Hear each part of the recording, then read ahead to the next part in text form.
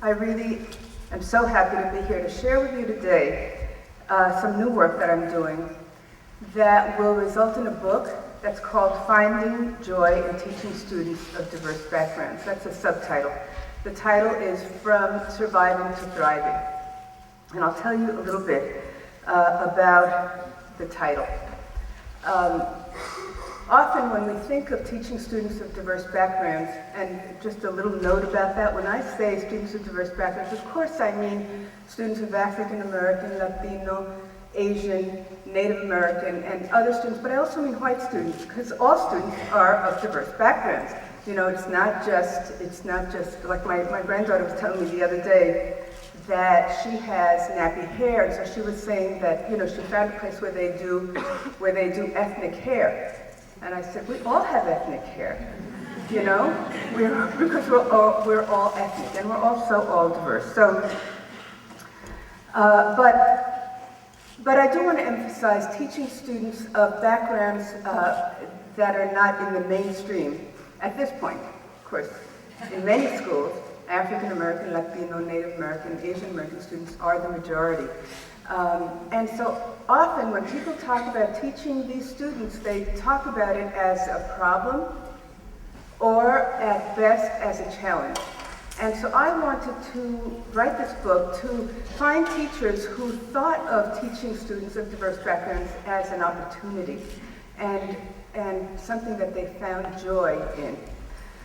So that's why, and I wanted to emphasize the role of teachers, but first there's also a caveat, because I want to make it clear that teachers can't change the situation for most of our vulnerable students by themselves.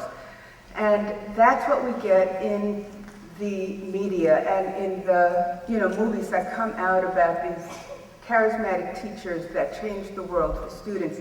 And those are not the models that we want. Those are not realistic models for most teachers. Teachers need models of collaboration and collegiality. They need models of teachers who are activists and who really struggle for social justice. And that's not what we see in the media. Teachers cannot do it alone. And so, I'm always walking this fine line between saying that, the socio-political context really influences, if not determines, a lot of what is happening in our schools. And we can't do much about that individually.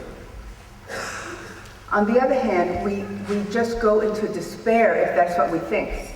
And we think, well, what can I do then? I'm just one person.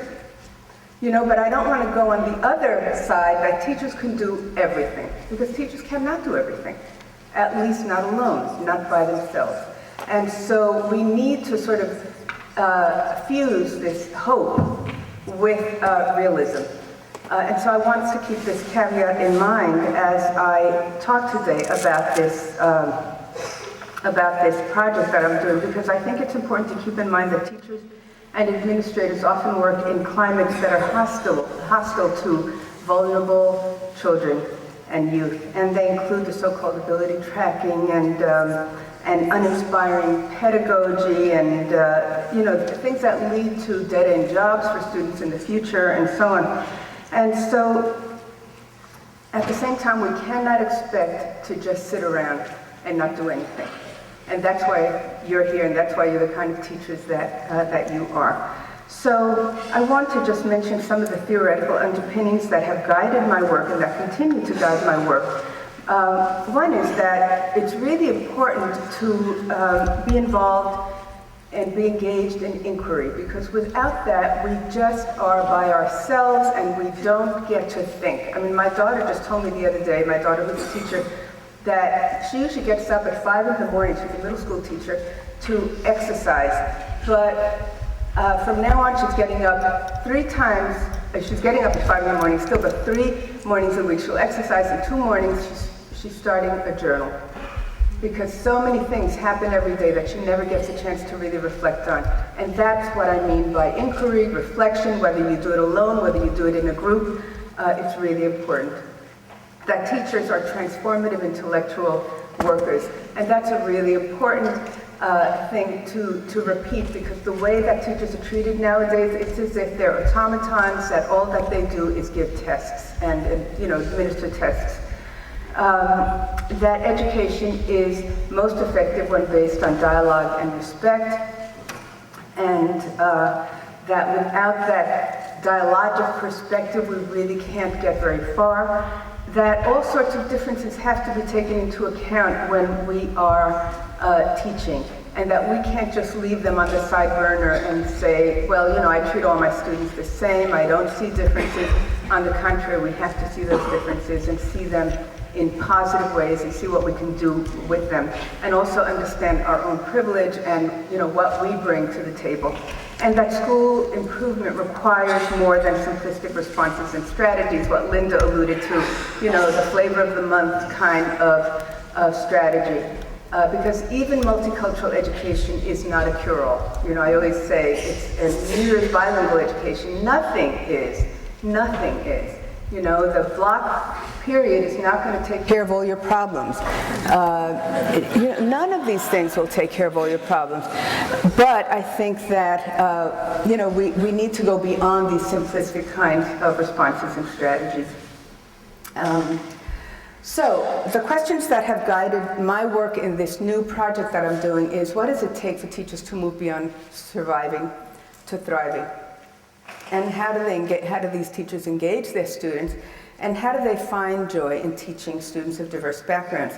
So I really want to provide teachers and those who work with teachers a vision for thriving in the classroom, because that's not a vision that we're seeing nowadays.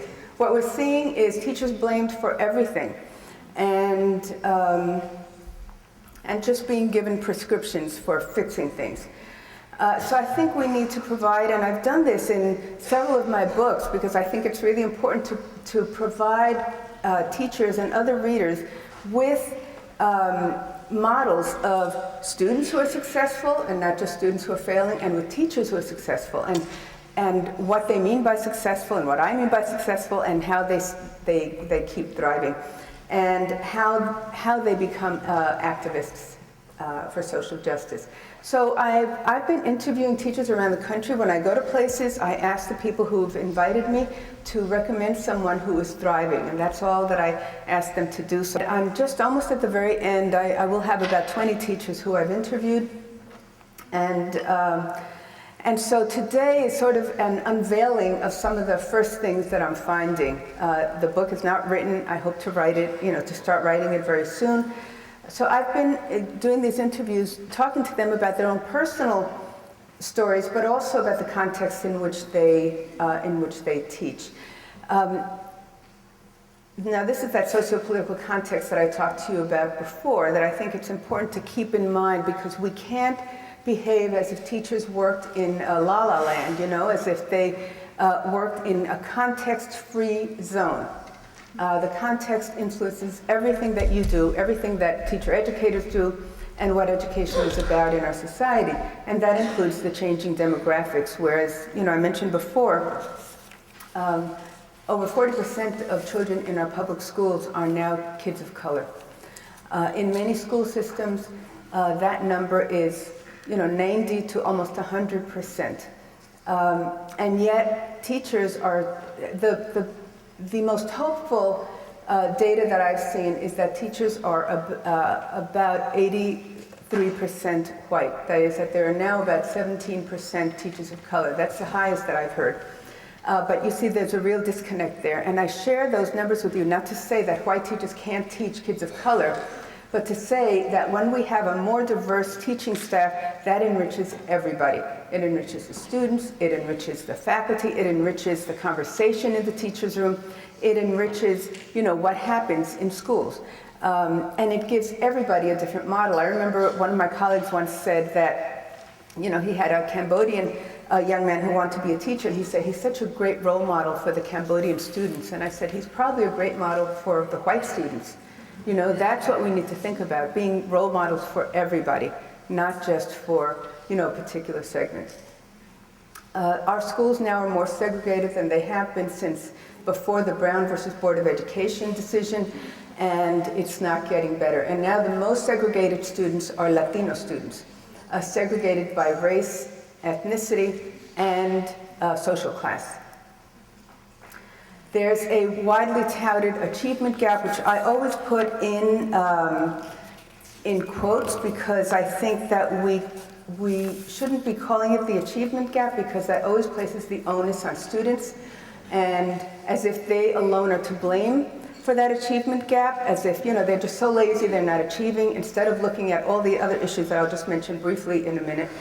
And so I think we should call it instead the resource gap, because there tends to be, in most cases, a great resource gap between schools that are very well resourced and schools that are not, and also the caring gap. And that is that teachers, most of whom are white monolingual English speakers, often have very little personal and professional experience with students who they're teaching. And so they find it hard to care for them in the same way that they might care for students who are more like them. You know, not their fault, but once we recognize that, then we have to change it. And we have to provide those experiences, and we have to make it a joy for all teachers to teach students of diverse backgrounds. There's, of course, the growing standardization and bureaucratization, No Child Left Behind, Race to the Top, and other accountability structures that focus on competition and the marketization of schools rather than on doing the best that we can for all students. And that lead to teachers having being able to use less of their creativity and autonomy in their teaching. Irrelevant professional development that, that has nothing to do with what teachers want or need. And so teachers are all brought into a room, I hope not like this. I don't do those anymore. I speak at conferences now, but I won't go to a school that invites me to speak to 700 teachers who don't want to be there, and who are resentful of my being there, and I understand it. So we have to think of other ways. One way that I did for a year with teachers in Boston, and that resulted in a book called What Keeps Teachers Going, was to do an inquiry group with teachers. And that was fabulous, where, we really, then it was a small group of teachers, 8 teachers.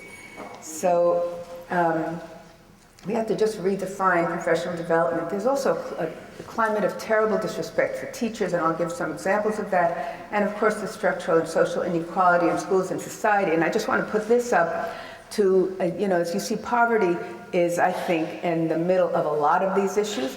And this is about structural inequality both in schools and in society, because we can't separate them. And so we have to understand that this structural inequality exists, and what can we do about it, in our classrooms? Because we can't do, we can't do about all these things, but we can do about some of them. So that's what I want to talk to you about. So I'm going to start with two teachers who are not in my book, but who I've worked with before, and I wanted to start with them because they're fabulous, and they really speak to the issues that I'm talking about. This is Mary Ginley, and she has been a teacher for 41 years. I believe this is her 42nd and final year. And she keeps a journal. Well, it's not a journal. She writes to her friends and family every week a letter on Friday night. I don't know how she has the energy, they're always wonderful. And she wrote this one as she was starting her 41st year of teaching, and I asked her if I could use it, and she said yes. She's in several of my books. She's an incredible teacher. She was Teacher of the Year in Massachusetts about 10 years ago, and